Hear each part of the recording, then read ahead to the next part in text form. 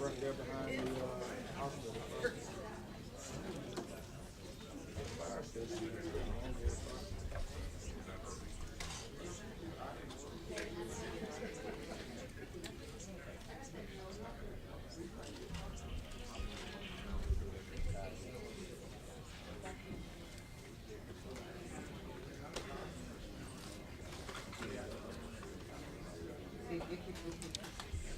All right, good morning from the Emergency Operations Center here in Seminole County. I wanted to give you a quick update on what's going on here.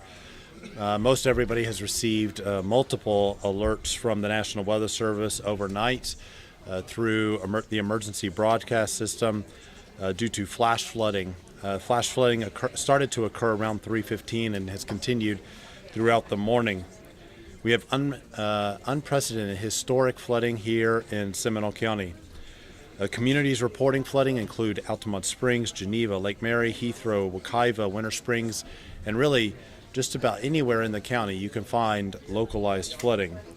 Most all tributaries, the St. Johns River and Little Wekiva River, are all in flood stage.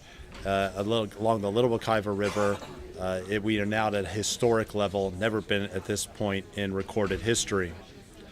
We have flood terrain vehicles from the fire department and law enforcement out in these areas right now, and have also requested that the National Guard, which was actually staging here in Sanford, to assist us as well. And they're sending 10 vehicles over to help us as we do rescues in those areas and save individuals as necessary.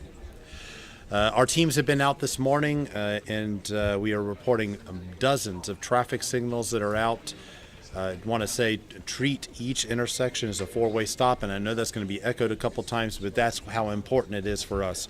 We don't want any loss of life because of a traffic signal issue. Only travel on the roads if it is extremely critical. So if you're a power provider, if you are a utility worker, if you work at a hospital and you need to get from that critical infrastructure, that is a reason, of course, to be out on the roadways. If you can stay off the roadways, of course, we are asking you to do so.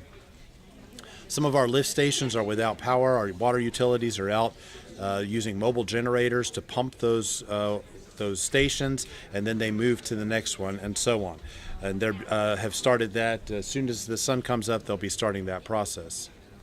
Right now we have over 80,000 customers here in Seminole County without power. Duke and FPL are positioned to respond once it is safe to do so, and we have great partnerships with them. They're sitting just right back here prepared to respond with their teams. We ask you to please report damage to us. Individuals can report damage by filling out a form at prepareseminole.org. You can do that. It's phone friendly. If you go to prepareseminole.org and under the damage assessment tab, this will allow us to track any critical needs. Damage assessment teams are ready to respond after the storm. These damage collection numbers will help us to get assistance much quicker to those that may need it right after the storm passes and it becomes safe to do so.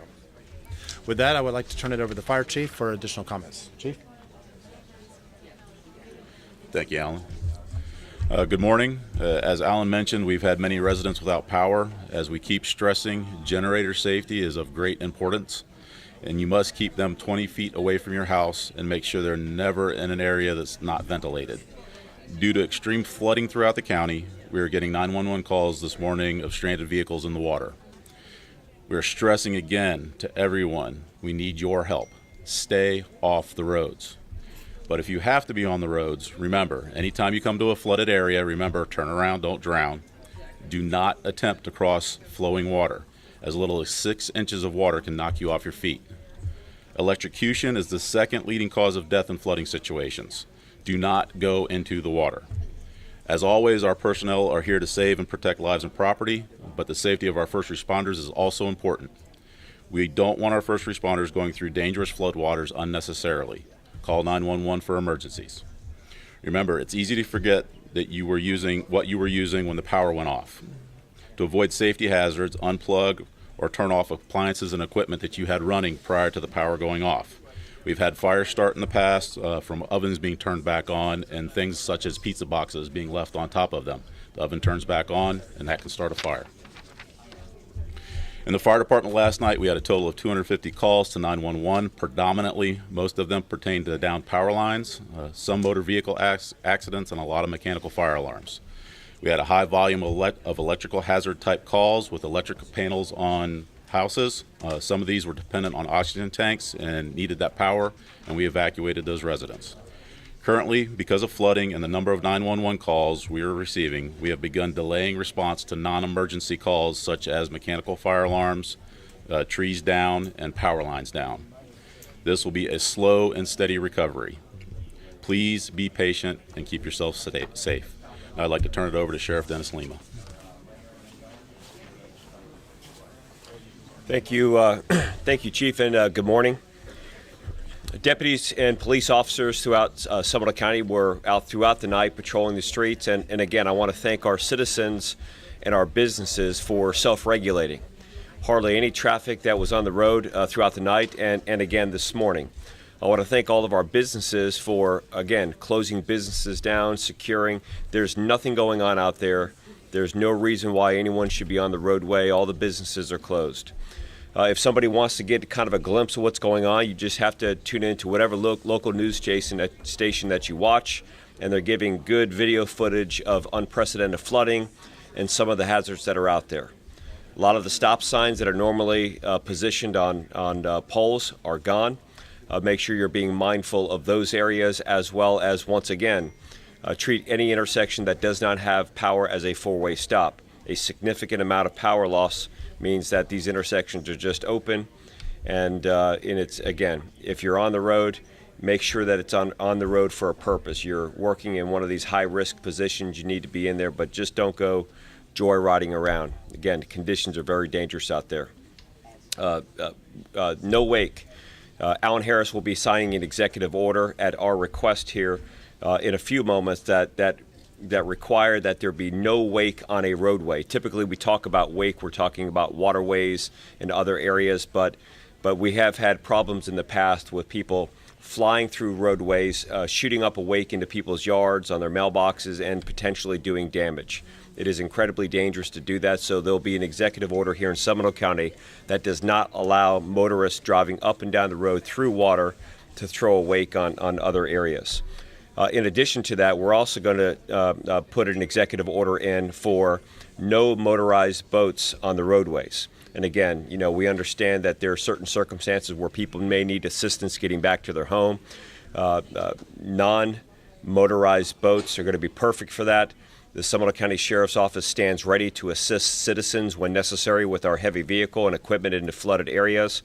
We have 5 of those heavy vehicles. We've requested another 5 from the United States military, and of course the National Guard is assisting us with 10 of their vehicle trucks as well.